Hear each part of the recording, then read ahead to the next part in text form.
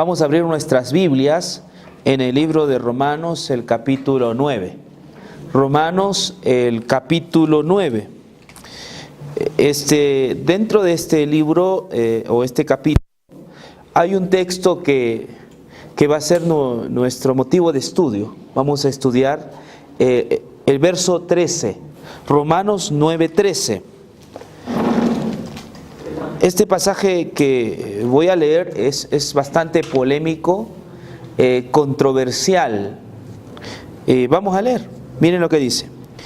Como está escrito, a Jacob amé, mas a Esaú aborrecí. ¿No? Así es como el apóstol Pablo escribe. Como está escrito, a Jacob amé, mas a Esaú aborrecí.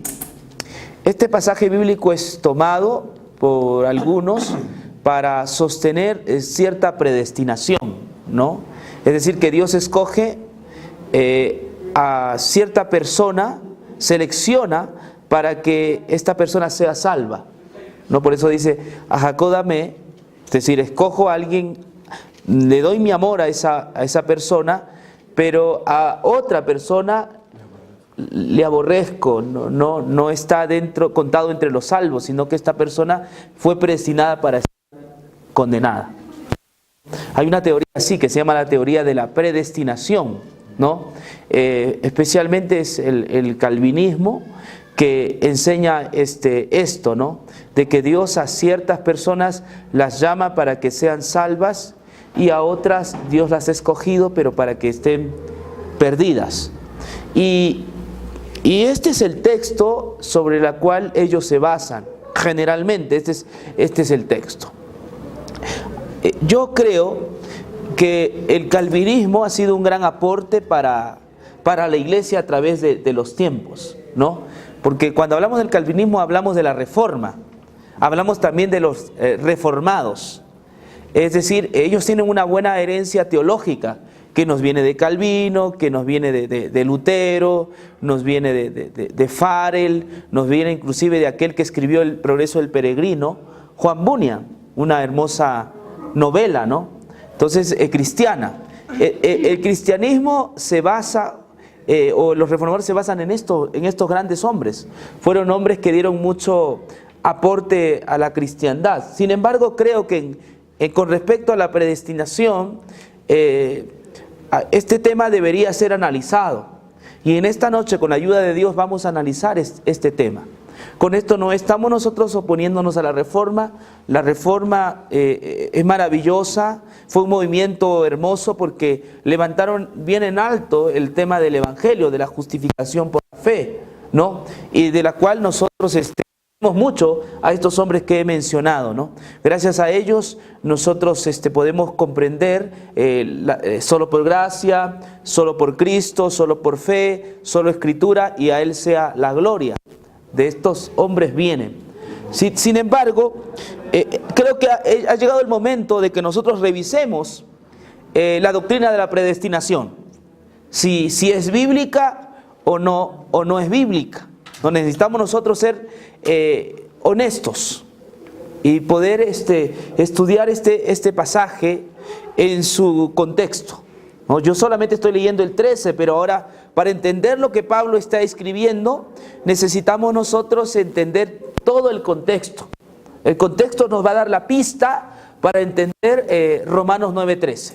¿Estamos? Sí. ¿Están de acuerdo, hermanos? Sí. ¿Sí? ¿Alguna pregunta? Nada, ok.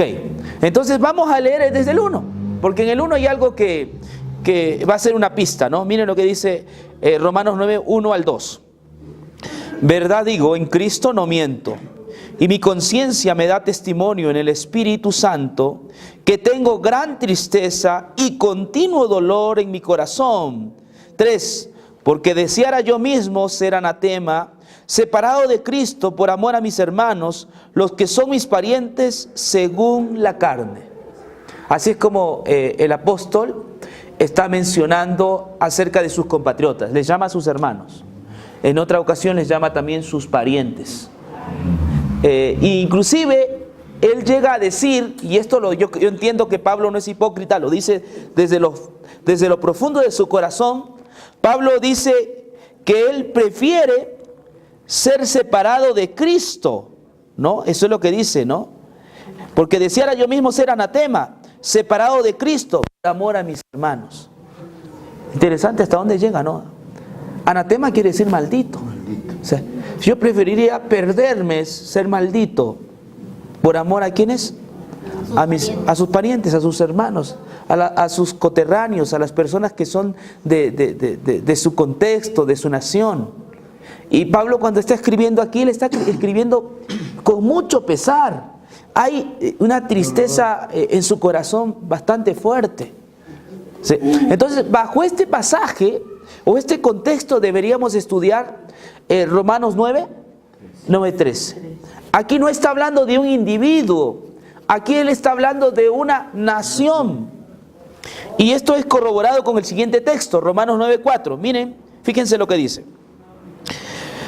¿Quiénes son estos parientes de Pablo o son sus hermanos que son según la carne? El 4 dice que son israelitas, de los cuales son la adopción, la gloria, el pacto, la promulgación de la ley, el culto y las promesas.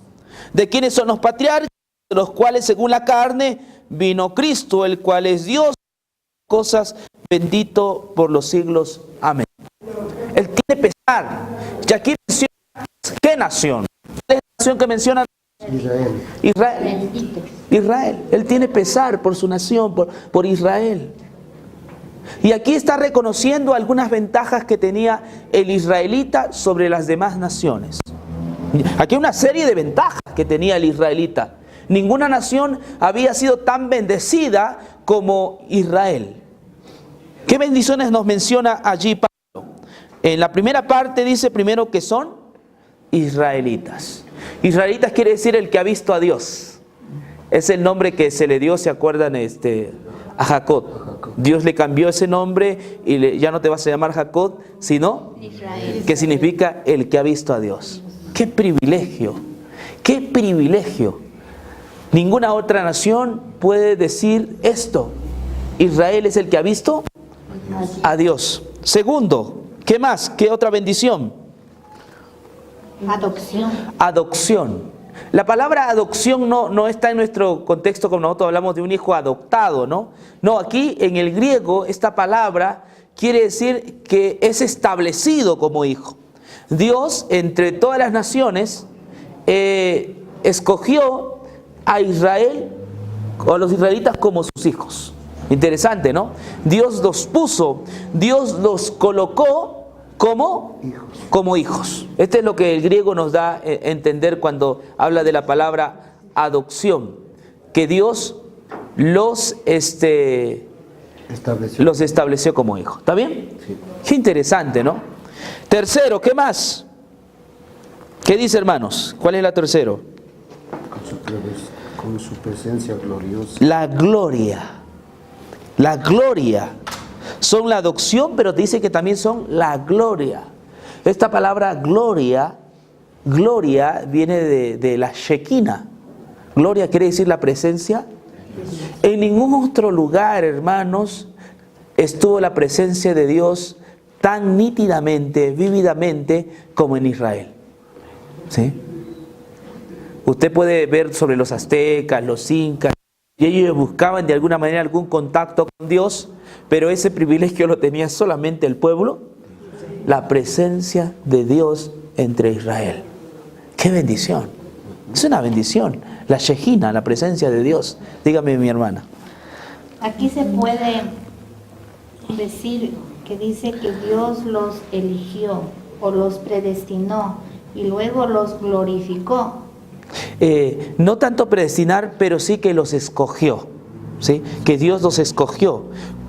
Como a ningún otro nación, Dios escoge y los establece como hijos. Y los establece como hijos a Israel. Esa es la ventaja de ser judío, de los judíos. Para una misión. Sí, para una misión. Aquí estamos viendo que todas estas cosas tienen que ver con la misión. ¿Qué más dice más abajo? El pacto. El pacto, ¿no? Estamos hablando aquí, el pacto quiere decir un convenio, un acuerdo entre dos personas. Entonces Dios hizo pacto con ellos. Dios les hizo conocer sus acuerdos entre Israel y Dios. No hubo acuerdo. Por eso cuando leemos la Biblia, el Antiguo Testamento, hablamos del antiguo pacto, ¿no? El pacto que Dios hiciera con su pueblo. ¿Qué más? La ley. La promulgación de la ley. Sí, en el Sinaí se fue dada un sinnúmero de Torá, es decir, de leyes que ellos recibieron. Como ninguna otra nación, ellos tuvieron un código escrito, la promulgación de la ley. ¿Qué otra ventaja más tenían? El culto y las promesas. Ellos tenían el verdadero culto. Cuando aquí habla del culto se está refiriendo al templo. ¿Se acuerdan del templo? El templo que tenían primero en un desierto, luego ya era un edificio. Ellos administraban el templo y todos sus servicios. Todo lo que se hacía, ellos tenían ese privilegio. Ese templo no existía en ningún otro lugar, solo estaba en Jerusalén. ¿Qué más? Y las promesas. Las promesas. Las promesas. Aquí las promesas. Esta es la parte interesante que vamos a ir entendiendo. Las promesas. Dios les había dado promesas a este pueblo. Entonces ellos contenían la promesa de Dios. Y hay dos cosas más que hay que entender. ¿De quiénes son? ¿Qué dice el 5? Los patriarcas, y de los cuales según la carne vino Cristo. Esto es maravilloso. Los patriarcas israelitas, ¿no? ¿Sí? Vuestros padres siempre van a encontrar esa expresión, ¿no? Abraham, Isaac, Jacob. De ellos viene ese linaje, ¿no? Ese patrón, ¿no? de personas que son patriarcas. Y de los israelitas son los patriarcas. Pero la maravilla más excelsa es de los cuales, ¿quién vino? Dice el texto. Cristo. Según la carne. Es decir, Cristo, desde el punto de vista del linaje humano, Jesús es judío. Y de eso nosotros no podemos como decir que no. Es evidente, Cristo fue judío. Vino de los israelitas. Entonces de la carne, Jesús viene de Israel. Cristo era judío. Ellos tuvieron todo ese tipo de bendiciones. Privilegios, exactamente, ¿no? Ahora, fíjese lo que dice más abajo. No que la palabra de Dios haya fallado, porque no todos los que descienden de Israel son israelitas. Ya Pablo se está metiendo en problemas con sus lectores, ¿no? Porque para los israelitas se es israelita por venir de la línea de Jacob. Sí, ¿no? Ellos a los demás los tenían en menos, ¿sí? Los excluían a las demás personas. Para ellos israelita era el que había venido de ese linaje, ¿no? De Jacob. Ellos constituían la famosa tribu de Israel, ¿no? Que eran como cerca de 12 tribus, ¿no? Y aquí Pablo está entrando en controversias y dice algo que es revolucionario. Y quizás muchos comenzaban, pero Pablo, ¿qué estás diciendo? ¿Estás loco tú? ¿Cómo vas a decir eso que no todo el que desciende de Israel es israelita? No puede ser Pablo. No. Y Pablo, ante este argumento, Pablo tiene que realizar otro argumento, dar una explicación que sea válida y sobre todo amparado en la Biblia, porque él no puede hablar porque le da la gana, ¿no? Él tiene que fundamentar lo que dice mediante la Biblia. Y aquí va una ilustración bíblica, la primera, que dice más abajo. Ni por ser descendiente de Abraham son todos hijos, sino en Isaac te será llamada descendencia.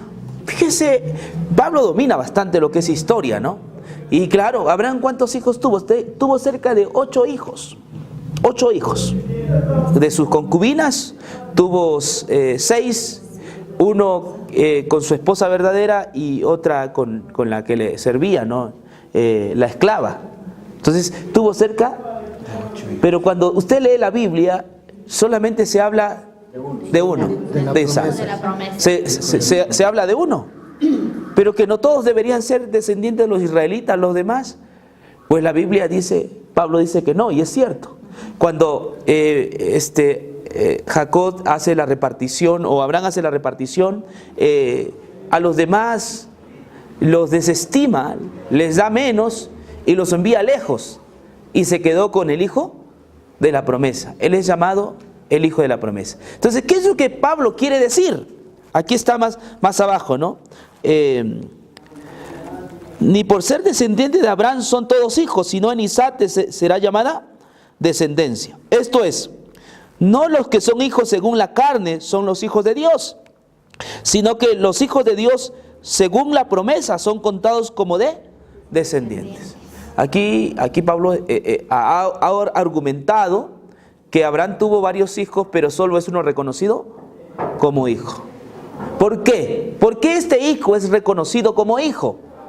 Porque el resto no, si todos eran hijos de Abraham. Vamos. Que fue el de la promesa. Que fue el de la promesa. Claro. Y cuando hablamos de la promesa, estamos hablando de un pacto unilateral de Dios. No es de decisión humana. No es que Abraham y Sara se hablaron y dijeron, mira, vamos a tener un hijo. Es más, sabemos históricamente que era estéril. El vientre de Saraí estaba seco, ¿no? Entonces no podía tener hijo. Entonces, humanamente no había cómo. Entonces no es hijo según la carne este Isaac, sino es el hijo según Dios, según la promesa. Dios le había prometido un hijo.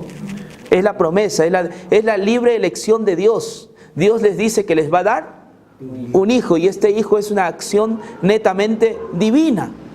Esto sería un milagro de Dios en la vida de Sara y Abraham. Claro, exactamente, es un milagro de Dios, extraordinario, maravilloso, ¿no? De producir en el vientre de Sara, ya viejita, tenía creo que más de 100 años, o creo que 90, pero dio, ¿sí? Pero por la obra de Dios. Entonces aquí está claro, no se es hijo según la carne, sino según la promesa. Por la fe, dice. Sí, por la fe, exactamente. Entonces, aquí ya Pablo está enseñando la salvación. Cuando se habla de promesa, se está hablando del hijo de la promesa. Este hijo no era Jacob, este hijo es Jesús. Él es el hijo de la promesa. Dios fue de promesa en promesa hasta que esta promesa se cumplió en Jesucristo. Jesús es el hijo de la promesa. Él no nació tampoco por fuerza humana. Recuerden que José y María nada que ver, estaban desposados todavía. Fue la obra del Espíritu Santo. Ese es el hijo de la promesa. Entonces, se es hijo por la promesa. Pero avancemos un poco más. Miren lo que dice. El 9. Porque la palabra de la promesa es esta: por este tiempo vendré y Sara tendrá un hijo. Esto ya hemos explicado, ¿no? Y no solo esto, sino también cuando Rebeca concibió de uno, de Isaac nuestro padre, pues no habían aún nacido, ni habían hecho aún ni bien ni mal, para que el propósito de Dios, conforme a la elección, permaneciese no por las obras, sino por él, el que llama. Se le dijo, el mayor servirá al menor. Como está escrito, a Jacob amé, mas a Esaú aborrecí. Aquí está la segunda ilustración.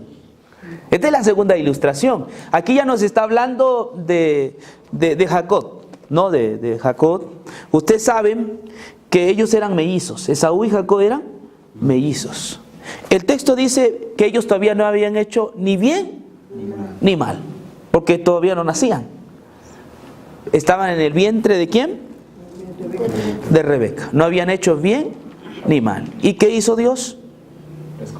Escogió.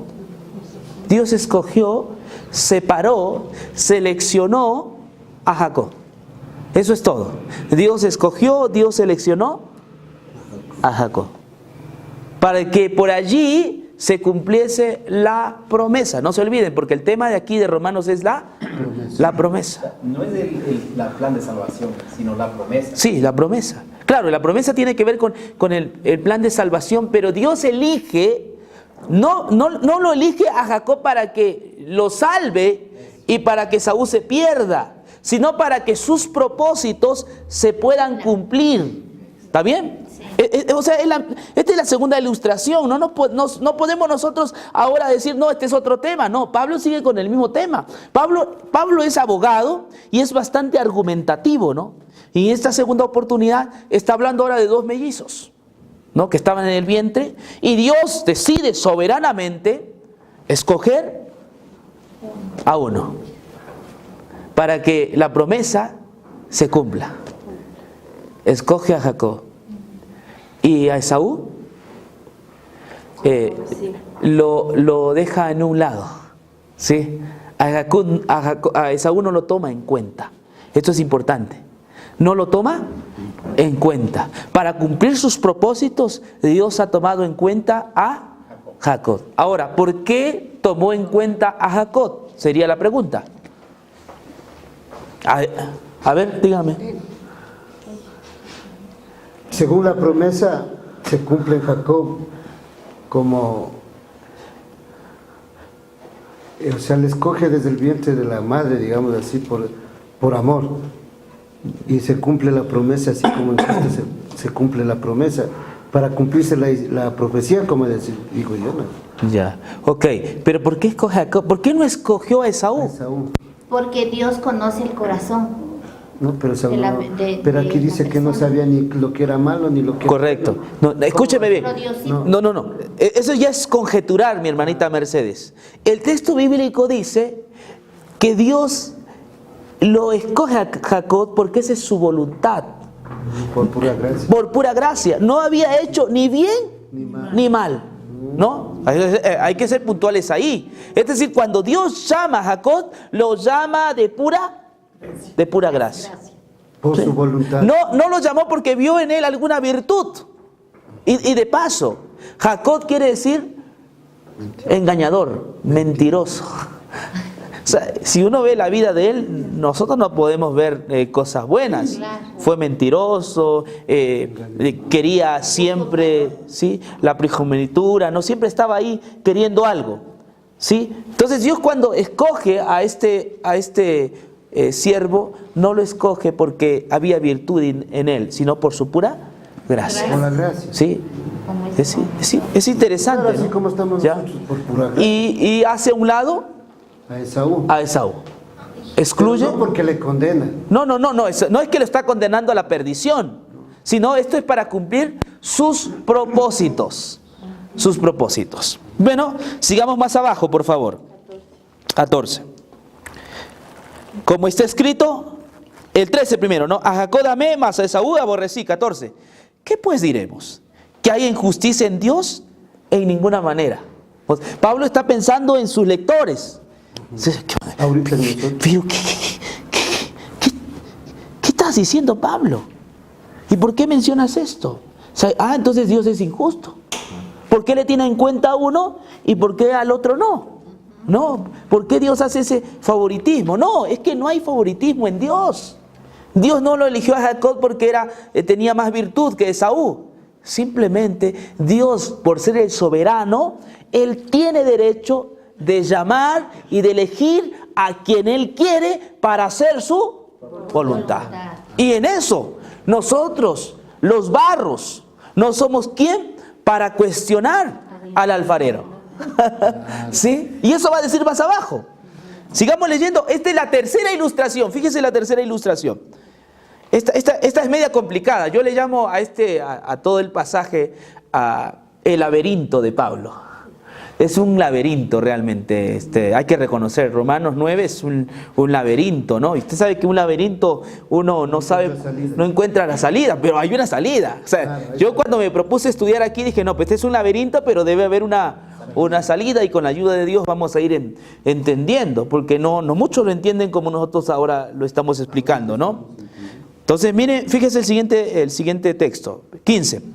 Pues a Moisés dice, tendré misericordia del que yo tenga misericordia y me compadeceré del que yo me compadezca. La tercera ilustración tiene que ver con Moisés. ¿Y por qué le dice estas palabras a Moisés? No voy a citar, creo que la historia la conocemos. Sucede que Moisés se había ido con Dios, tuvo un encuentro en el Sinaí. Cuando él regresa, el pueblo estaba en pecado. Habían hecho un becerro de oro, ¿no? Y toda esa cuestión. Y Dios pues se enoja naturalmente, y Moisés va a interceder por el pueblo. Señor, perdónalos. Señor, ten compasión de ellos. Ráeme del libro. ¿Sí? Ráeme tu libro, pero perdona a estos. Y es lo que mismo Pablo está haciendo. ¿Sí se dan cuenta? Yo prefiero ser anatema, separado de Cristo por amor. Fíjense que hay una relación. Pablo no lo dice, pero ahí está. Se deja ver, ¿no? Entonces Moisés va y le dice al Señor que por favor perdone. Y ahí es donde Dios le dice: Moisés, yo soy Dios. Yo soy Dios. Y yo hago lo que quiero. Con el que quiero, yo cuando quiero hago misericordia. Y no es porque tú estás orando, eso es una decisión mía. El de perdonar o no de perdonar. El llamar o no llamar, es una decisión ¿de quién? De Dios. Y nosotros no somos quienes para discutir con Dios. Ese es el ejemplo de Moisés. Interesante, ¿no? Por eso dice el 16: así que no depende del que quiere ni del que corre, sino de Dios que tiene misericordia.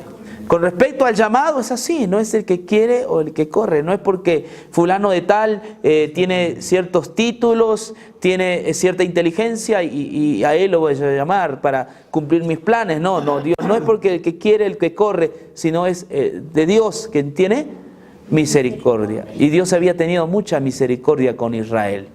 Sí, Dios había tenido mucha misericordia con Israel. Yo no sé por qué eligió a Israel, pero lo eligió. ¿Por qué no eligió aquí a los incas, ¿no? Y los llamó y les enseñó sus Torat? Dios eligió a Israel. Dios es Dios. Y es Dios, porque Él está al control de la historia. Es su voluntad, ¿no? Entonces, esto es la tercera explicación en esta ilustración, ¿no? Ahora, el 17, porque la Escritura dice a Faraón: para esto mismo te he levantado, para mostrar en ti mi poder y para que mi nombre sea anunciado por toda la tierra. Esta es la cuarta ilustración, pero va ya desde el otro ángulo. Porque, ¿quién era Faraón? Enemigo de Dios. No, era enemigo de... No se olvide que oprimían al pueblo de Israel. No, era un contumaz, adoraba todo tipo de dioses. Sí, pero aquí dice que Dios lo eligió a Faraón. ¿Y para qué lo eligió? Para mostrar su poder. Para mostrar su poder. Dice que Dios levantó a Faraón para demostrar su poder. Mire, aquí lo que yo aprendí es lo siguiente: Dios no solamente juega con su equipo, también con el contrario. También juega con el contrario. Sí, esto es interesante. Su equipo que estaba formando era Jacob, eran los israelitas, era el equipo de Dios. Pero Dios, como es soberano, no solamente juega con su equipo. Él para ganar también juega con el equipo contrario. Con el faraón. Y en este caso estaba jugando ¿con quién? Con el faraón. Con Faraón. Lo había levantado para cumplir sus propósitos. Y esto de levantar, te voy a decir una cosa que es interesante, que lo vamos a ver más abajo. Dios sabía de la maldad de estos faraones desde que empezaron. Pero Dios permitió que ellos crecieran, se desarrollasen. ¿Sí? Porque Egipto era el más conocido en esa época. Dios permitió, Dios hubiera, de un rayo los hubiera partido y no hubiera tenido que sufrir tanto el pueblo de Israel allí de esclavos. No, es que Dios está al control de la historia. ¿Sí? Entonces Dios tuvo paciencia, fue tolerante con Faraón para que a través de Faraón mucha gente conociera del Señor. Y sabes que eso es cierto. Cuando los israelitas fueron a tomar Jericó, mucho de esta gente de Jericó se dio cuenta del Dios vivo, porque habían escuchado la historia de Faraón. Rahab la ramera se convirtió al Señor gracias a la historia que Dios hizo allí en el Éxodo con Israel y con el faraón.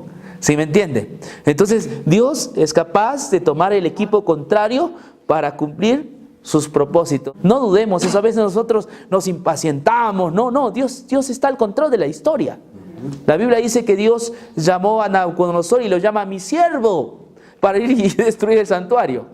Mire, lo llama el pagano Nabucodonosor mi siervo. Bueno, sigamos un poco más abajo, ¿ya? Entonces, aquí otra cosa que me olvidé es que Dios está interesado en la salvación de todos. Porque levanta a Faraón para que a través de Faraón mucha gente sepa acerca de Dios. O sea, no es que Dios está interesado en que unos pocos se salven, no. Él no quiere que ninguno perezca, sino que todos procedan al arrepentimiento, ¿no? Bueno, finalmente. Aún ahí Faraón estaba en el plan de salvación. Sí.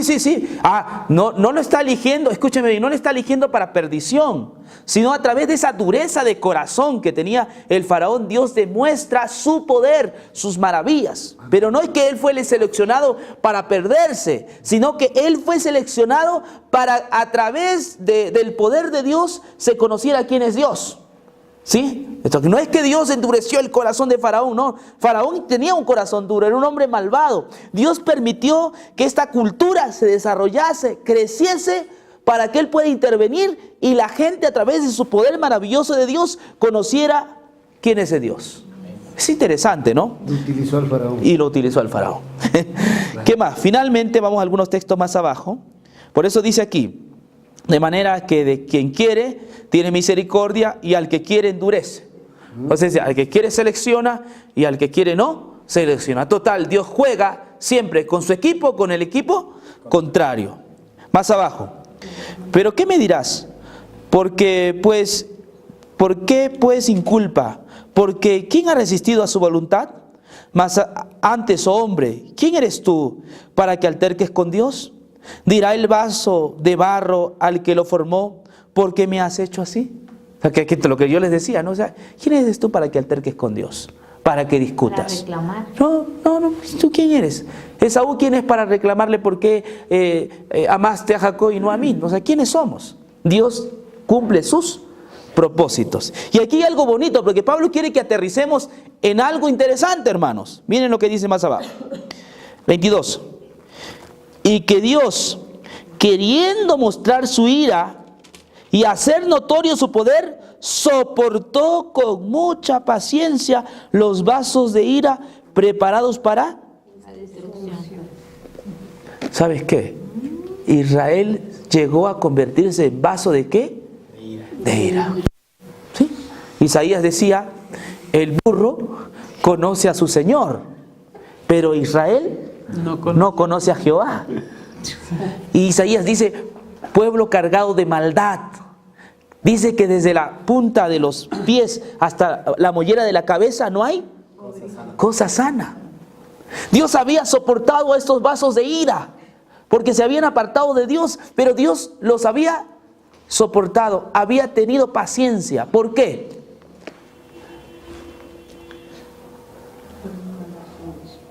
¿Por qué había tenido paciencia? Porque es la voluntad. Para cumplir su voluntad, para poder cumplir su promesa. No se olviden de que Cristo viene de estos vasos de ira. Pero hay otra cosa más que Pablo dice más abajo, 23. Y para hacer notoria las riquezas de su gloria, las mostró para con los vasos de que él preparó de antemano para su gloria. El objetivo de todo esto era que a través de eso Dios pueda mostrar su misericordia con los vasos de misericordia. ¿Y quiénes son estos vasos de misericordia de acuerdo a Pablo? Más abajo, miren. A los cuales también ha llamado. Esto es a nosotros, no solo de los judíos, sino también A los gentiles. a Esaú. Claro. Sí, ¿sí se están dando cuenta? A Esaú ahora ama. Por eso dice, no dice así, miren lo interesante. ¿No? Aquí dice a ver, ¿cómo es? A ver, 25, como también Oseas dice: llamaré pueblo mío al que no era y a la no amada amada. O sea, ahora resulta que Dios a Esaú ama. Esaú está representando ya al pueblo gentil. Sí, correcto. Ahí vamos al 13. Sí, exactamente. O sea, como que Dios descuadra el asunto. Y todo esto tiene que ver con la soberanía de Dios. Dios llamó a los israelitas, sucede que ahora los israelitas se volvieron vasos de ira y Dios está ahora con la no amada. Y sí, en otras palabras, ama a todos, porque Pablo dice, también ha llamado de los judíos y ha llamado de los gentiles para ser un solo pueblo. Amén. Entonces aquí se da cuenta uno que hay en el mundo hijos sensibles al llamado, hay otros de duro corazón. Sí, claro. También los ama. Y sí, los ama. Es que es así. Él no quiere que ninguno se pierda. Pero ¿qué pasó con Israel? ¿Por qué Pablo tenía tristeza? Porque ellos se concentraron en su linaje. Ellos dijeron, nosotros somos hijos de Dios. Su orgullo. Su orgullo. Y ellos se olvidaron, y por las obras, ¿no? Y ellos se olvidaron que ese es hijo, no por la carne, sino por la promesa. Y esta promesa es aquella que dice que Dios en Cristo nos ha dado vida eterna, que Dios en Cristo ha cumplido todas sus promesas.